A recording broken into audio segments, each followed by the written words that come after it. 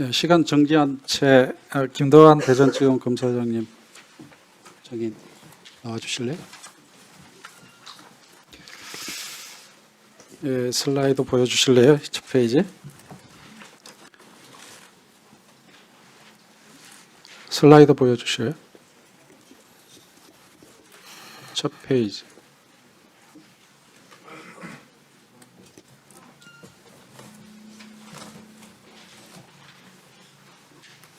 왜 안 넘어가나요? 보셔야 되는데.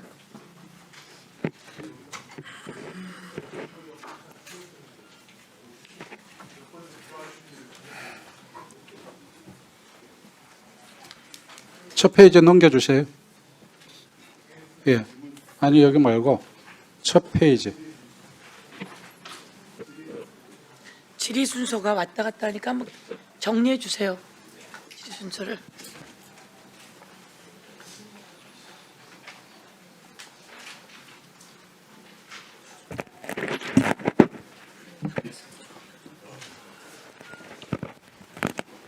예.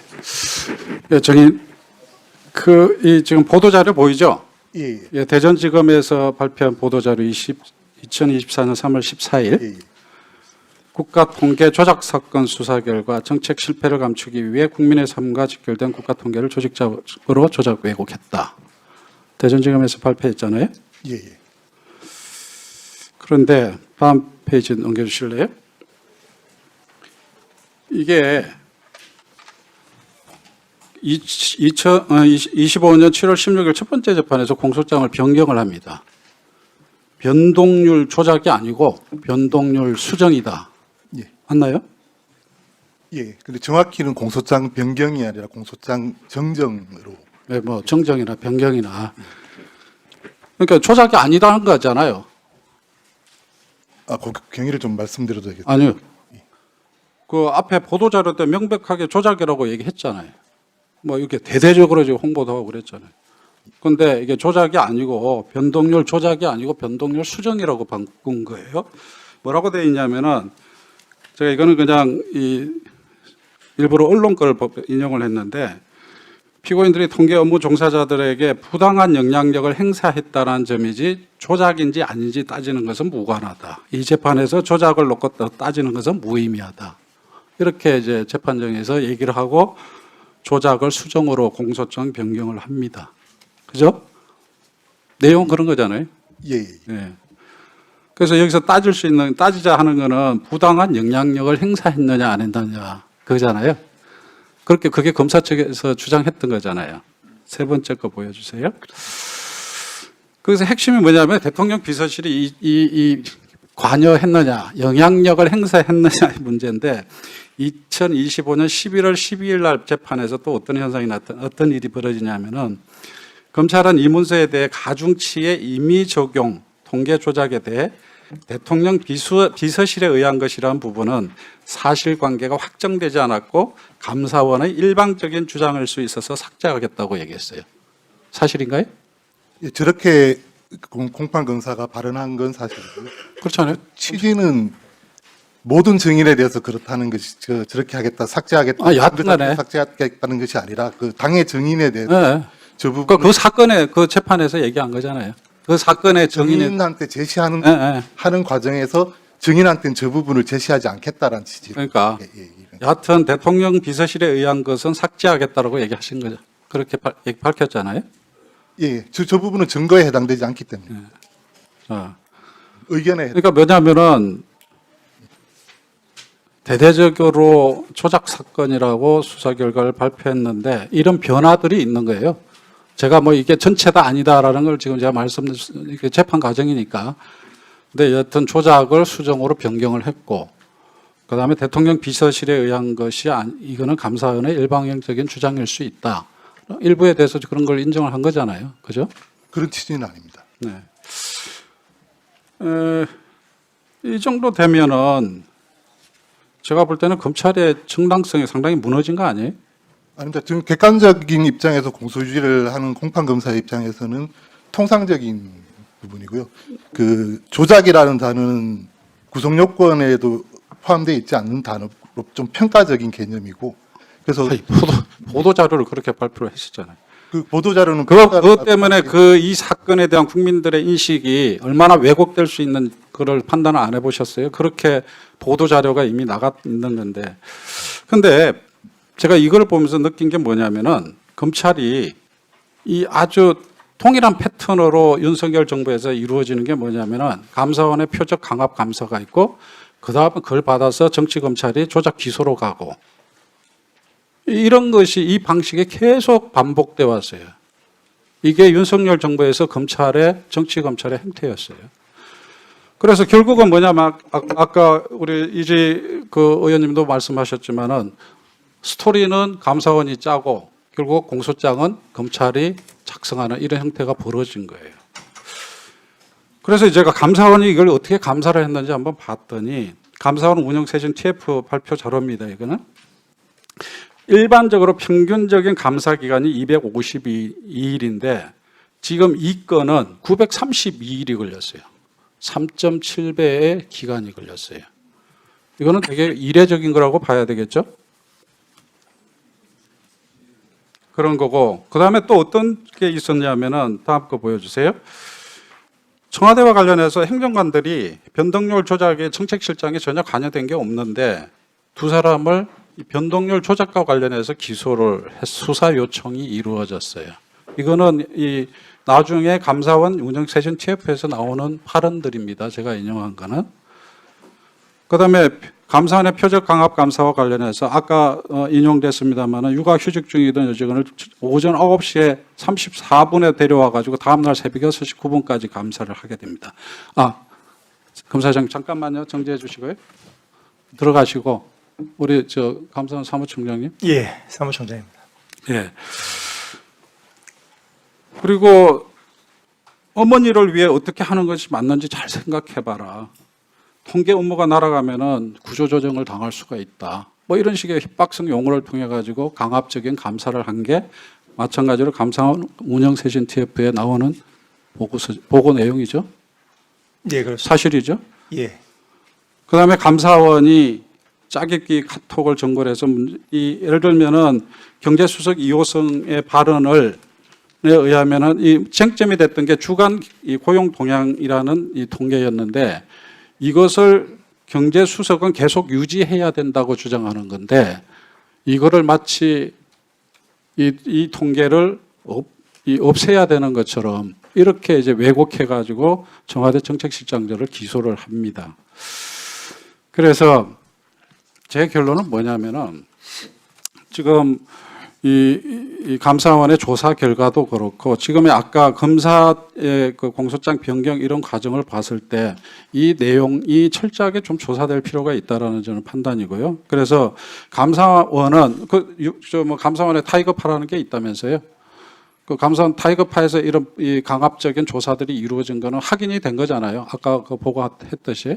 그래서 이런 분들에 대해서는 이런 불법 행위가 있었다면은 징계나 형사 고발이 있어야 됩니다. 검찰의 경우에는 이건심의 TF에서 이 통계 관련 조작 수사에 대해서는 감찰이 좀 필요하다고 봅니다. 그래서 그 감찰 결과에 따른 조치가 있어야 되는데 이 두 부분에 대해서 우리 사무총장님과 검찰총장 신부대님께서 답변을 해주십시오. 먼저 제가 말씀을 드리겠습니다. 저희가 TF에서 봤을 때는 이 통계감사가 워낙 오랫동안 지속이 됐기 때문에 그리고 강압감사 이런 표적감사 얘기가 있었기 때문에 저희가 2만 3천 쪽의 증거서류 그 다음에 약 175시간 분량의 녹취록을 전부 다 확인했습니다.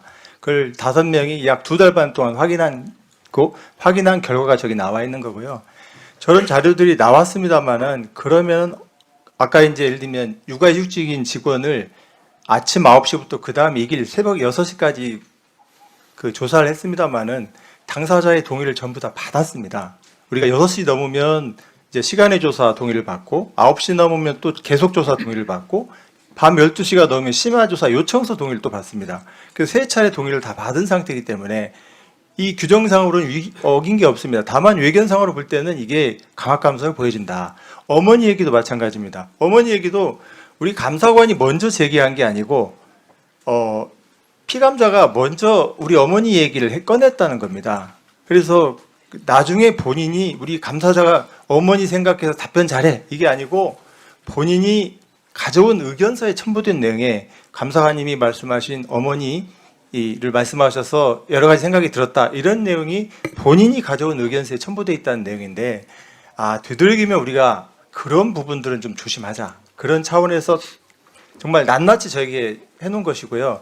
저희가 이제 그 후속 조치 부분에 대해서는 우리가 이제 피해를 봤다고 하는 이제 우리 감사를 받았던 분들한테 그러면 강압을 느꼈느냐 이런 부분에 대해서 일일이 확인하려고 접촉을 했습니다만은 더 이상 감사원 사람 상대하기 싫다. 재판 중이다 한 이유로 거의 다 거부를 했습니다. 15명을 접촉했는데 8분이 거부를 했고요. 그래서 그리고 그러면 아까 저런 사항이 있는데 저거에 대해서 그러면 우리 직원들에 대해서 저런 그 발언 정도 문서에 남아있다는 것만 갖고 저희가 징계를 하기는 또 어렵습니다. 왜냐하면 그런 상황을 정말 강압을 느꼈는지 이런 부분에 대해서 다 확인이 돼야 되기 때문에 그래서 저희는 지금 재판 결과를 지켜보고 있다는 말씀을 좀 드립니다. 그런 거잖아요. 포렌식이 되게 대표적이죠. 포렌식은 검찰에서는 영장을 가지고만 가능하잖아요. 그런데 감사원에서는 그걸 할 때 본인 동의만 있으면 다 할 수 있는 거잖아요. 근데 예를 들면은 지금 사무총장 말씀처럼 이때 협박을 하면서 너 동의해라 그런 분위기를 만들었을 때 안 할 국국에 저항할 사람이 누가 있겠어요. 그래서 그런 부분들에 대해서 정확하게 조사를 하셔가지고 법 위반 사항이 있으면은 명확하게 징계를 하고 처벌해야 되는 게 이 문제를 바로 잡는데 저는 올바른 방향이다라는 걸 제가 말씀을 드리는 거예요. 지금 사무총장님은 이 부분에 대해서 외양상으로 보면 합법적이기 때문에 문제없다는 말씀을 하고 계시는 거잖아요. 그렇게 접근하셔는 안 된다는 거예요.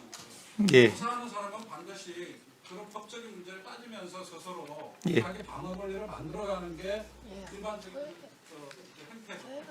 그 점을 제가 지적하는 거고 반드시 그런 불법적인 상황이 있는지 명확하게 해달라는 게 저희 요청하는 거예요. 예. 예. 대행님 예, 현재 1심 재판이 진행 중입니다. 우선 성실하게 공소유지에 임하는 것이 첫째일 것이고요. 그 다음에 이제 불법적인 수사 과정이나 기소 과정에서의 잘못이 있다면 의원님 말씀하신 유념해서 살펴보도록 하겠습니다. 예, 수고하셨습니다. 감사원 사무총장님. 예. 그러면 아침 9시부터 감사한다고 불러서 다음날 아침 6시까지 육아휴직인 사람을 데리고 있었어요. 그게 대전으로 내려가야 되기 때문이라 그랬나요? 그 직원이 네. 예. 그게 맞습니까? 맞지 않습니다. 그때 감사할 때 사무총장이 누굽니까? 타이거파 유병호입니까? 네, 당신은 유병호. 타이거파 유병호가 그런 감사를 아주 강압적으로 했고 그리고 관저 감사 관련해서는 지금 전부 다 관련자들 구속되고 기소되고 이런 거 아닙니까? 관저에 자격이 없는 21g 등에게 공사를 맡기고 감사 제대로 안 해가지고 이번에 전부 다 그 관계자들 김호진 등 구속됐잖아요. 그렇잖아요? 감사 제대로 안 했어요 그때. 타이거파 유병호 그리고 또 승진시키고 이거 보니까 육아휴직인 사람을 아침 9시에 불러서 다음날 새벽 6시까지 있으면 그게 감사 기술이 있는 겁니까? 그게 타이거파만 이름이 타이거파지 그게 이빨 빠진 호랑이 아니에요? 제가 보기에는 아무리 동의를 받는다고 하더라도 감사하면 그날로 끝내주고 다음에 다시 하든지 그래야지. 그렇게 되면 이거 제가요 치안본부에 3일 있는데 사회주의자라고 도장 찍으라 그러더라고. 제가 사회주의자라고 도장 찍었어요. 3일 거기다 데리고 있으면 이렇게 찍게 돼요. 그렇지 않습니까? 그런데 이제는 다 바꾸셔야죠. 동의받았다고? 서해 관련해서는 제가 그때 보니까 157번을 포렌식 했더라고요. 어떻게 여러분이 포렌식을 그렇게 할 수 있어요? 동의받았다고. 그러지 마시고 진짜 좋은 대한민국을 위해서 이제 거듭나시는 걸로 알고 있습니다. 그 정권은 잘 정리해 주세요. 예. 누적 감사였지 않습니까? 예, 앞으로는 그런 일이 없도록 관리를 잘 하도록 하겠습니다.